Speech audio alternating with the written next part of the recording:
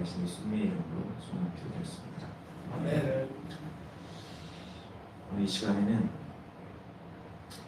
하나님과 나 사이에 사람을 놓지 말자, 하나님과 나 사이에 사람을 놓지 말자 라는 제목으로 한번 말씀을 나눠보겠습니다.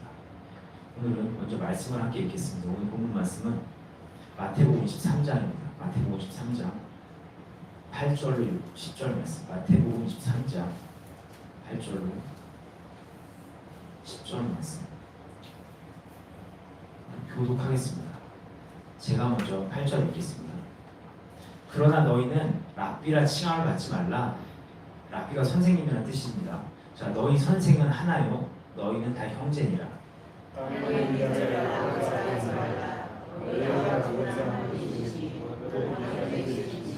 10절 함께 읽겠습니다. 시작. 또한 지도자라 칭함을 받지 말라. 너희의 지도자는 한 분이시니 곧 그리스도시니라. 네. 자, 오늘 본문 말씀 한번 읽어보시니까 이 말씀 속에서 오늘 나눔의 제목이 보이시나요? 오늘 본문 말씀은요, 이 같은 장 23장, 마태복음 23장의 2절의 기록대로, 2절 한번 보시면 2절의 기록대로 주님께서 모세의 자리에 앉아있는 서기관들과 바리새인들의 모습을 보시고 우리와 제자들에게 말씀하시는 거죠. 너희는 저들처럼 모세의 자리에 딱하니 앉아서 나는 랍비요, 나는 지도자요 라고 불리지 말고, 또 그렇게 모세의 자리에 앉아있는 그들을 향해서 아버지라고도 부르지 말라 하신 말씀이에요. 자, 있는 그대로 보면 그렇죠. 그리고 이 본문을요, 주석으로 찾아보면 이런 내용으로 해석을 하고 있어요. 당시 종교 지도자들의 위선과 허영 그리고 자만심에 대해서 주님께서 책망하시는 내용이다 라고 해석을 하고 있죠. 그런데요, 왜 해석 틀린 게 아니에요? 맞죠? 근데 이 본문에서 참 특이한 부분이 있어요. 주님께서는 우리를 향해서 랍비와 제자로 불리지 말라 하신 거 어느 정도 이해가 될 것 같아요. 그런데 그들을 향해서 아버지라고 부르지 말라고 하신 부분이 있단 말이죠. 아버지라고 부르지 말라. 왜 이런 말씀을 하셨을까요? 이게요, 당시 유대 사회에 어떤 특별한 모습이 있었거든요. 이 모습 때문에 이 말씀을 하셨어요. 그 당시에 어떤 모습이 있었는데 그것 때문에 굳이 이 같은 맥락으로 이 말씀을 하셨던 거예요. 그게 어떤 모습이었냐면, 일단 유대인들은 전통적으로 아버지란 단어가 어떤 최고의 권위를 상징하는 단어였어요. 권위의 단어. 아버지 하면 권위가 있는. 그래서 아버지라는 그 칭호를요, 그 권위를 따와서 좀 이름이 있는 율법 선생이나 아니면 장로, 뛰어난 장로라고 불리는 장로 또는 선지자들에게 사용을 했어요. 영적 아버지라고 부르면서 그들을 아버지라고 부르는 문화가 있었나 보더라고요. 유명한 사람들, 존경받는 사람들, 내 마음에 신앙적으로 존경하는 그들을 아버지라고 부르는 문화가 있었어요.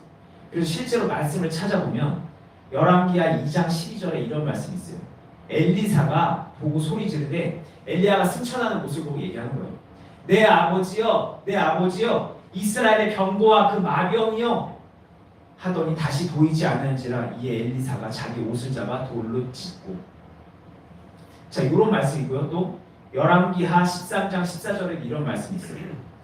엘리사가 병들어 죽게 되네. 엘리사가 죽을 병이 들매 이스라엘 왕 요시아가 그에게로 가서 엘리사에게로 내려와서 자기의 얼굴에 눈물을 흘리면서 괴로워하면서 얘기해요. 내 아버지여, 내 아버지여, 이스라엘의 병거와 마병이여. 이런 슬퍼하는 장면이 나와요. 자, 엘리사도 엘리야를 향해서 내 아버지여, 내 아버지여, 이스라엘 병거와 마병이여. 요시아 왕도 엘리사를 향해서 내 아버지여, 내 아버지여, 이스라엘 병거와 마병이여. 이렇게 아버지라고 외친단 말이죠. 이렇게 유대인들은 전통적으로 저명한 또 존경할 만한 영적 지도자들에게 아버지라고 불렀다는 거죠. 그런데 문제가 있어요. 뭐가 문제였냐? 문제는 당시 서기관들과 바리새인들이 자신들의 그 권위를 인정받고 싶어서 아버지라고 불리길 기뻐했다는 거예요. 아버지라고 불리는 걸 되게 좋아했어요. 막 이렇게 서가지고 아버지, 아버지 하는 걸 너무 기뻐했던 거예요. 그러니까 사람들이 그들을 아버지라고 부르면서 아첨을 하기 시작했던 거예요. 아버지, 아버지 이러면서 아첨을 하기 시작했던 거죠. 근데 주님께서 이런 모습을 보시고 얘기하시는 거예요. 야, 그러니까 아버지라고 부르지 마. 너 아버지 하늘에 계신 아버지 한 분뿐이야. 저렇게 하지 마. 라고 말씀을 하신 거죠. 자, 여기까지 딱 들어보시고 나서 여기에 이거는 조금 이제 추가적으로 보태는 거예요. 예수님께서 아버지라고 하지 말라고 하신 거는 이런 의미가 담겨 있어요. 시대적 의미가. 그런데 여기에 굳이 하나를 첨붙여 보자면, 보태 보자면, 사실 우리는요 사람들을 아버지라고 부를 필요가 없어요. 믿음의 영적 스승을, 믿음의 영적 리더를 아버지라고 부를 필요가 없어요. 이제는. 왜? 주님께서 오신 이 신약 시대에서는요, 주님께서 오신 이후의 신약 시대에서는 그리스도 안에서 성령님의 인도하심을 받으면서 신앙을 지켜갈 수 있기 때문에 더 이상 모세나 엘리야나 엘리사 같은 선지자, 랍비, 지도자, 그들을 아버지라 여기면서 의지하고 존경하고 막 따르고 이럴 필요는 없다는 거예요. 지금 이 나눔이 닿으세요? 성령님의 내주하심이 이제 가능한 지금부터는 성령님께서 우리의 랍비가 되시죠. 성령께서 우리의 지도자가 되세요. 그리스도의 영이 우리를 이끌어 가세요. 그리고 살아계신 우리 아버지께서 우리의 아버지가 되셔 주세요. 이렇게 된 상태예요. 그렇기 때문에 더 이상 아버지라고 부를 필요가 없고요. 그들을 지도자다, 랍비라 말할 필요가 없는 거였어요. 그래서 주님께서는 이런 의미까지 담으셔서 이렇게 말씀하셨다고 저는 생각이 들더라고요. 어쨌든 그래서 오늘 본문은 이런 시대적 상황을 고려해 볼 때 이렇게 이해할 수 있어요. 지도자, 랍비, 아버지 이런 내용들을 다 고려해 볼 때 이렇게 이해할 수 있어요. 오늘 본문은 주님께서 우리와 제자들에게 너희들은 저기 저 서기관들과 바리새인들과 같이 랍비와 지도자로 불리며 교만해지지 말고 또 교만해진 그들을 아버지라고 부르면서 그들의 교만을 부채질하지 말고 그렇게 교만에 주의하라 라는 말씀을 이해할 수 있죠. 교만, 이거 보이세요? 당시 랍비와 지도자라 불리면서 마태복음 23장 2절부터 기록되어 있는 그들의 그 위선과 허영심, 그 모습들은요 결국 영적 교만 때문에 생겼거든요. 이 본질을 딱 들어가 보면 이거 교만 때문에요. 교만. 그리고 당시 백성들이 그들을 영적 아버지다 얘기하면서 막 따르는 거 이거는요 깊게 들여다보면 교만을 부채질하고 있는 거예요. 그래서 주님께서 무리들을 향해, 제자들을 향해 교만을 주의하라라는 말씀으로 이 본문을 이해할 수 있죠.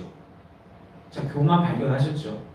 그런데요, 여기서 멈추지 않고, 교만에서 멈추지 않고 우리가 조금 더 이 말씀을 묵상해 보면 교만이라는 그 단어의 저변에 깔려 있는 본질적인 명령을 발견할 수 있어요. 진짜 이런 게 성경의 몸인 것 같아요. 성경은 나에게 내가 영적으로 깊어질 때마다 보여지는 게 달라지거든요. 파도 계속 있는 거예요. 맨날 똑같은 얘기? 아니요. 들어가면 들어갈수록 새로운 얘기들이 있죠. 어쨌든 그게 뭐냐? 바로 오늘 나눔의 제목처럼 하나님과 나 사이에 사람 놓지 말라는 거였어요. 하나님과 나 사이. 이게 왜 그런가 생각해 볼게요. 교만해지거나 교만을 부추기거나 이런 행동들을 깊게 들여다보면 결국 하나님과 나 사이에 사람이 껴서 그래요. 하나님과 나 사이에 사람이 껴서 그래요. 무슨 말씀인지 다 아세요? 하나님과 나 사이에 어떤 특별한 중간자가 끼게 되면요, 그 중간자는 자신도 모르게 교만해지게 되고요, 그 중간자를 따르는 자들 역시 자신도 모르게 그의 교만을 부채질하게 됩니다. 저는 한 교회 공동체 리더분이 성도님들의 그 추앙을 받다가 교만해지는 모습을 본 적이 있어요. 나중에 그 교회를 나온 성도님들을 얘기하는 거예요. 그 사람 교만해졌다. 그 사람 변질됐더라. 막 이런 얘기들을 하시는데, 지금에 와서 말씀드리지만 저는 당시 그 성도들이 그 리더를 교만하게 만들었다고 생각이 들었어요. 마치 그분이 하나님인 양 추앙을 해요. 손 한번 잡아보려고 해요. 막 그분이야 눈 한번 맞춰보려고 해요. 그러다 보니까 또 하나님보다 그 사람을 더 의지해요. 그러다 보니까 그를 교만하게 계속 만드는 거예요. 신앙에 있어서요. 나와 그 사이에 어떤 중간자는 낄 필요도 없고 끼어서도 안 돼요. 그 사람이 얼마나 대단하고 경건한 사람인지 몰라도 누구여도 중간자로 껴서는 안 됩니다. 오직 그리스도만 계실 뿐이에요. 참고로 전 지금 신앙생활에 있어서 성도님들께 든든한 믿음이 가는 믿음의 동역자를 만들지 말고 외롭게 혼자 하라 말씀드리는 게 아니에요. 내 신앙에 유익이 되는 그들에게 무언가를 배우고 그들을 본받지 말라 말씀드린 것도 아니에요. 그들의 도움을 받지 말라, 영적인 도움을 받지 말라, 그들의 설교도 듣지 말라, 이런 걸 말씀드리는 게 아니에요. 전 지금 내 신앙의 가장 밑바탕에 아버지와 나 사이에 어떤 중간자도 껴서 안 된다는 걸 말씀드리고 있는 겁니다. 영생은 개인적인 거거든요. 영생은요 뭉뚱그려서 같이 가는 게 아니에요. 영생은 개인에게 달려 있어요. 그렇기 때문에 영생을 결정하는 신앙의 저 깊은 본질에는요 오직 하나님과 나만이 있는 영역이 꼭 필요해요. 누구 꼭 끼면 안 된다는 거예요. 하나님과 나만이 있는 영역이 꼭 필요하다는 거예요.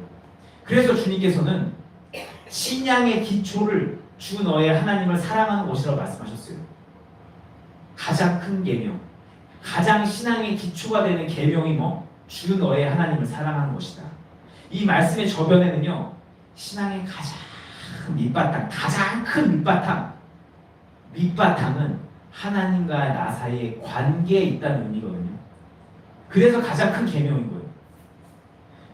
주님께서 말씀하신 가장 큰 계명, 가장 기초가 되는 계명, 주 너의 하나님을 사랑하라. 그래서 저는 다시 강조드리고 싶어요. 신앙의 기초는 내가 주님을 사랑하는 것에 있어요. 표현을 달리하면 신앙의 기초는 주님과 나만의 그 관계 속에 있어요. 그리고 그 위에 하나님의 사람들을 더하는 거죠. 그 위에 이웃을 사랑하고 뭐 형제를 지체를 사랑하고 목사님을 존경하고 사랑하고 그게 그 위에 있는 거예요. 그렇다면 하나님과 나 사이에 중간자가 껴있다는 이 상태는 어떤 상태일까? 가장 본바탕에 하나님과 남아있는 게 아니라 누군가가 껴있는 상태는 어떤 상태일까? 모세와 같은 상태래요. 모세가 껴있는 상태. 출애굽 때 모세와 같은 상태를 상상해 보시면 될 것 같아요. 출애굽을 하고 광야에 나온 이스라엘 백성들은요 예수님의 모형이었던 모세를 통해서 하나님을 봤죠. 모세를 통해서 하나님을 경험했어요. 모세를 통해서 하나님과 교제했어요. 모세를 통해서 하나님을 섬겼어요. 모든 신앙의 모든 단계 속에 모세가 있는 거예요. 바로 그 상태가 하나님과 나 사이에 누군가가 낀 상태예요. 이 상태가 닿으세요. 쉽게 말하면 사람을 통해서 하나님을 알아가는 신앙, 사람을 통해서 하나님의 일하심을 경험하는 신앙, 사람을 통해서 가는 거예요. 사람을 통해서 하나님을 경험해요. 내가 경험하는 게 아니야. 사람을 통해서 하나님을 경험해. 그래서 나로 하나님을 알고 경험해 주게 해주는 그 사람을 바라보고 그 사람을 의지하는 신앙을 이야기해요. 그 목사님을 의지하고 그 장로님을 의지하고 그 믿음 좋은 권사님을 의지하는 거죠. 이 신앙 중 어떤 신앙이 닿으세요? 물론 신앙의 초기에는 이럴 수 있어요. 예. 믿음 좋은 목사님, 믿음 좋은 권사님, 믿음 좋은 장로님, 믿음 좋은 내 남편이나 내 아내 의지하면서 갈 수 있죠. 예, 그들을 통해서 하나님을 경험하고 하나님 이렇게 일하시는구나, 하나님 이런 분이시구나 알 수 있어요. 아이는 혼자 클 수 없으니까. 그런데요, 시간이 지나도 맨날 그 상태에 있으면 안 된다는 거예요. 언제까지 그렇게 누군가를 의지하는 신앙을 가져서 안 된다는 거죠. 우리는 하나님을 만나서, 나의 하나님을 만나서 그를 통한 신앙이 아닌 나의 신앙을 소유를 꼭 해야 된다는 거예요. 언제까지 업혀갈 수 없어요. 언제까지 그 사람에게 의지해서 기도받고 그 사람에게 의지해서 힘을 받고 이럴 수가 없다는 거예요. 왜냐하면요, 세 가지 이유가 있는데요. 이렇게 되면 신앙에 그렇게 사람이 계속 끼어 있으면 결국 시험에 빠지기 때문에 그래요. 시험에 빠질 수밖에 없어요. 우리가 만약 나의 하나님을 만나서 나의 신앙을 소유하지 못하면요, 계속 하나님께서 멀리 있게 느껴지거든요. 하나님이 가까이 오지 않아요. 그러면 계속 멀리 있는 하나님보다 가까이에 있는 그 사람을 더 바라보고 의지하게 됩니다. 왜? 하나님 멀리 있으니까. 하나님 한 달을 건너서 있거든요. 그러니까 계속 멀리 느껴지는 거예요. 그렇게 되면요, 지금 당장 내가 의지하고 있는 이 신앙인과 그 신앙인을 바라보고 있는 나 모두 시험에 빠지게 돼요. 앞에서 잠깐 말씀드렸다시피 의지함을 받는 신앙인은 교만에 빠지게 되죠. 교만이란 시험에 빠지게 돼요. 이거 되게 어려운 시험이에요. 교만에 빠지지 않는다는 거, 이거 되게 어려운 시험입니다. 생각하시겠죠? 그분은 달라. 그분은 보통 분이 아니야. 그분은 진짜 하나님의 사람이거든. 아니요. 그래도 그 사람은 사람이에요. 그래도 그 사람 사람이라고. 내가 의지하고 존경하는 그분 안 그럴 것 같지만 사람은 불완전하기 때문에 언제든 넘어질 수 있어요. 제가 아까 말씀드렸던 교회 공동체 리더분도 또 많은 목사님들도 성도님들의 추앙 때문에 교만해져가는 걸 좀 많이 보게 됐어요. 초임 전도사 때도 또 목사님도 자꾸 보게 되니까 변해가시는 걸 좀 보게 됐어요. 그런데 진짜 아이러니한 건요, 그분들이 이렇게 변했다 이거예요. 그분들이 그들의 추앙 때문에 변했어. 교만해졌어. 근데 진짜 아이러니한 건 자신들이 그렇게 교만하게 만들었던 그분들의 그 행동 때문에 상처받고 시험에 빠진다는 거예요. 성도들도 그렇게 추앙을 해서 그분이 변했는데 그 모습을 보고 나도 나도 시험에 빠지는 거야. 그래서 서서히 교회를 떠나가더라고요. 그런 얘기들을 하시더라고요. 이렇게 신앙에 사람이 끼면 의지하는 쪽이나 의지받는 쪽이나 모두 시험에 빠지게 됩니다. 또 신앙에 사람을 끼면 안 되는 두 번째 이유는요, 신앙에 사람이 계속 끼게 되면 성장을 못해요. 계속 제대로 성장을 못해요. 왜? 자생력이 없어지거든요. 자생력이 안 생겨요. 그리고 내가 의지하고 있는 그 사람의 신앙이 내 신앙의 처음과 끝이 되기 때문에 성장을 못하는 거예요.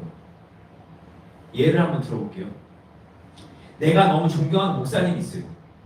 그래서 난 그 성경 말씀을 읽고 따르는 것보다, 그러니까 성경 말씀을 묵상하는 것보다 난 그 목사님의 설교를 듣고 그 목사님의 책을 더 열심히 읽어요. 왜냐하면 성경을 읽어봐도 난 잘 모르겠어. 그리고 어차피 내가 지금 따로 성경을 안 읽어도 그분 설교 듣고 그분 책 읽으면 자연스럽게 성경 읽어지는 거야. 그리고 또 내가 이해한 거는 그냥 뭔가 좀 아닌 것 같아. 근데 그분이 해주는 내용은 너무 명쾌해. 그래서 나는 내가 따로 성경 읽는 게 아니라 내가 존경하고 따른 그 목사님의 설교를 듣고 그분의 책을 읽으면서 나의 내면을 계속 쌓아가, 채워가. 나는 그분을 그렇게 의지해. 내 신앙의 기준이야. 내 신앙의 어떤 모든 것이 되어가. 근데 문제는요, 이렇게 되면 자생력을 잃게 된다는 거예요. 스스로 성장을 못해요. 왜냐? 떠먹여주는 신앙은요, 성경이라는 그 숲 속에서 진리를 찾아낼 수가 없어요. 발견을 못해요. 이게요, 처음에 잘 안 돼요. 어렵더라도요, 계속 말씀을 읽어보고 기도하면서 성령님의 조명을 받아가면서 그 안에서 진리를 발견하는 훈련을 해봐야 돼요. 예. 내가 읽은 거, 내가 이해한 거, 그 목사님에 비해서 너무 부족한 것 같아. 예, 부족해도 돼요. 해봐야 돼요. 근데 이걸 안 해. 더 좋은 것만 떠먹여 보려고 해. 그러면 결국 계속 스스로 못 먹는 거예요. 스스로 성장 못하는 거예요. 성경은 말씀하죠. 천국은 밭에 감추인 보화와 같다고. 감춰져 있다는 거예요. 근데 떠먹여지는 신앙은 천국의 조각일 수 있는 이 진리를요, 캐낼 수가 없어요. 밭에 있는 감추어진 그 진리의 조각들, 천국의 조각들을 캘 힘이 없어요. 먹여주니까. 그래서 그들은요, 그 목사님의 설교나 책이 없으면 맨날 목말라요.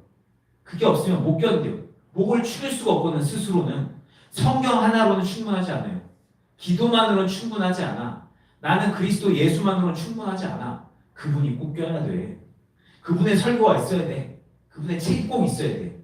그래서 그분들의 책을 사러 돌아다니고 그분들의 집회를 열심히 따라다닙니다. 왜? 목마르니까. 좀 들어야 살겠으니까.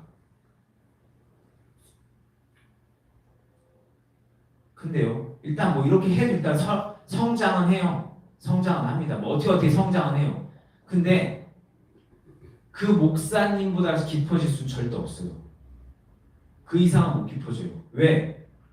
그 목사님이, 그 장로님이 내 신앙의 처음과 끝이 되거든요. 그 목사님과 장로님의 설교로 채워진 내 신앙, 그 책으로 채워진 내 신앙은요, 그분의 색깔을 띠게 되죠. 그분의 틀을 갖게 돼요. 그러다 보니까 말씀을 보는 관점도 그분처럼 봐요. 그러다 보니까 그분을 넘어설 수가 없는 거예요. 난 더 이상 말씀 속에서 나만의 조명은 받을 수 없어요. 다 그분의 필터 속에서, 그분의 안경 속에서 말씀을 봅니다. 저의 지금 이 나눔에 예전에 어떤 저 신학교 선배님이 저한테 그런 얘기를 했거든요. 성도님들이 스스로 성경을 보지 못하게 해라. 스스로 해석하지 말게 해라. 그래서 저의 이 나눔에 아니 당연히 그래야 되는 거 아니야? 성도들이 임의로 성경 해석하게 하면 돼? 네. 참 지금부터 드리는 말씀 조심스러운 말씀일 수 있는데 조심스러운 얘기인데요.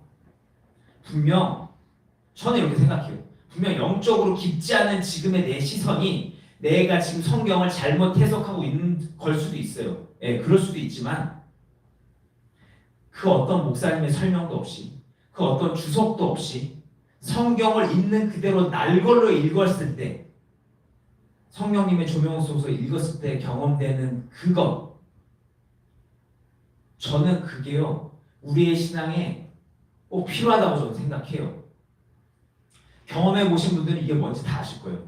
어린아이와 같이 아무도 모르는 시선으로 하나님만 의지하고 성령님만 의지하고 말씀을 읽어볼 때 느껴지는 그 성령의 그 맛이 있잖아요.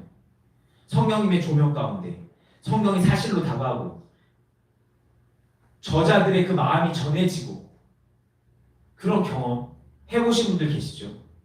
학자들이 이 구절에 대해서 뭐라고 해석을 하던 지금 나에게 조명된 거 이거 나에게 힘이 되는 이거 물론 내가 받았단 이거 내가 조명받은 이거 이 구절은 이렇게 해석해야만 합니다라고 딴 사람에게 말할 수는 없죠. 예, 난 신학도 한 것도 없고 난 이 구절에 대해서 어떤 신학적 관점 배경도 없으니까. 하지만 적어도 나에게 있어서 내가 신앙을 지키는 데 있어서 내가 받은 이 조명은 힘이 됐죠. 나에게 용기를 줬어요. 그래서 내가 더 하나님을 의지하게 했고요. 하나님을 신뢰할 수 있는 이유를 만들어줬어요. 저는 이게요 필요하다고 생각해요. 잘못 해석한 거 성장하면요 보여요. 뭐가 잘못됐는지 보여요. 고쳐집니다. 네, 괜찮아요. 가는 거예요.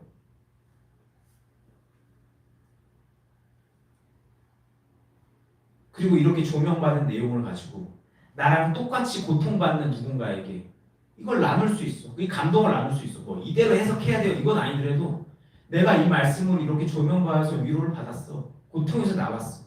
그렇게 나눌 수 있거든요. 하나님의 사랑과 위로를 나눌 수 있어요. 근데 누군가를 의지하고 그 목사님과 장로님의 말씀과 설교, 책만 의지하면 이런 경험하기 어렵죠. 왜? 내게 아니니까. 내게 아니면 힘이 없죠. 얻어낸 거, 설교, 책을 통해서 얻어낸 거, 네, 좋아요. 근데 그게 내 것이 되지 않으면 아무 힘이 없어요. 그렇기 때문에 사람에게 뿌리든 신앙은 깊어질 수도 없고 더 성장할 수도 없죠. 자, 이제 마지막입니다. 마지막이에요. 끝나갑니다. 신앙에서 사람이 끼면 안 되는 세 번째 이유는 계속 그렇게 사람이 껴있으면요 어떻게 되냐면 신앙인들 사이에 분쟁이 생겨요. 그러니까 싸우는 사람이 되는 거예요. 싸우는 신앙인이 됩니다. 이게 왜 그렇게 되냐면 자, 그 목사님의 설교와 책이 내 안에 차곡차곡 쌓이면요 어느덧 어떤 현상이 일어나냐면 그게 절대 진리가 돼요. 그래서 그런 얘기들 하죠. 우리 목사님이 이런 말씀하셨어. 아니야, 우리 목사님 그렇게 얘기 안 하셨는데. 그렇게 돼요. 그렇게 됩니다. 그러다 보면 다른 목사님이 어떤 조명을 줘도 어떤 신앙인이 어떤 조명을 얘기해도 받아들이지 않아요. 왜? 우리 목사님이랑 다르니까. 물론 무분별하게 받아들이시라는 게 아니에요. 분별이 필요하죠. 분별해야 됩니다. 하지만 내가 존경하는 목사님의 말씀이 그 책이 그 장로님의 이야기가 진리라고 딱 마음속에 굳어져 버리면 분별이 안 되고 그냥 거부만 하게 돼요. 왜? 다른 의견 냈으니까. 내가 아는 진리와 다른 의견 냈으니까. 그리고 이런 거부 반응은 교회 안에서 분열을 일으켜요. 쌈딱 같은 신앙이 만들게 되는 거예요. 고린도전서 1장 10절과 12절, 1절에서 12절, 1장 10절로 12절 말씀과 고린도전서 3장 1절로 5절 말씀을 보면 파당이 갈리면서 분쟁이 일어난 사건이 기록되고 있어요. 교회 안에 파당과 분쟁이 생긴 이유를 1장보다 좀 더 세세하게 다루고 있는 3장을 잠깐 생각해 보면 고린도전서 3장 1절로 5절 말씀을 보시면 바울 사도가 공동체 안에서 시기와 분쟁이 있다는 걸 듣고 그들의 신앙을 책망하면서 이렇게 말합니다. 너희 신앙이 진짜 어리다. 너희 진짜 어려. 너희는 아직 육신에 속해 있어. 그리고 너희가 아직 육신에 속해 있다는 증거가 바로 뭐냐? 너희들이 파당이 갈리고 싸우고 있다는 거예요. 너희 중 어떤 이들은 얘기하지. 나는 바울파다. 나는 아볼로파다 얘기를 해. 하지만 바울도 아볼로도 모두 주님께서 각각 주신 대로 너희를 믿게 한 그냥 사역자일 뿐이야. 뭘 그걸 팔을 나누고 싸우고 있어? 그럼 그들이 왜 이렇게 팔을 나누고 싸웠을까요? 사람을 봤기 때문에 그래요. 사람을 의지했기 때문에 그래요. 바울을 의지했고요. 나는 바울 같은 색깔, 바울 신앙을 따라. 나는 아볼로 같은 신앙을 따라. 나의 성향이랑 맞죠? 바울이 나랑 성향이 맞아. 그러니까 바울 신앙, 바울과 같은 신앙. 이러다 보니까 성장하지 못해. 그러다 보니까 다른 색깔을 가진 두 종류가 생겼어. 그러다 보니까 서로 싸우게 됐어. 나만 옳다고, 내 색깔이 옳다고, 바울 스타일이 옳다, 아볼로 스타일이 옳다. 서로 비난하며 싸우는 거예요. 이게 신앙의 사람이 낀 결과죠. 자, 이제 말씀을 마무리하면서 권면을 드립니다. 경건하고 능력 있으신 그분들, 그 신앙인들의 모습 이모저모 배우는 거 좋습니다. 좋아요. 믿을 수 있는 신앙의 동역자 갖고 있는 거 좋습니다. 언제든지 상담하고 내 신앙에 도움이 되는 그들이 있는 거 좋아요. 하지만 개개인의 신앙, 나의 신앙은 반드시 소유하시길 바랍니다. 언제까지 그들만 의지해서는 안 돼요. 반드시 나의 하나님을 소유하셔서 나의 하나님과 나만이 있는 그 기초를 반드시 세워놓으시기 바라요. 그래야 우리가 시험 들지 않고요. 그래야 성장이 멈추지 않고요. 그래야 내 것만 옳다고 다투지 않아요. 시야가 바뀔 수 있어요. 그러니까 꼭 그렇게 해보시기 바라겠습니다. 오늘 나눔은 여기서 마치겠습니다. 도움이 되셨기를 바라면서 기도하겠습니다.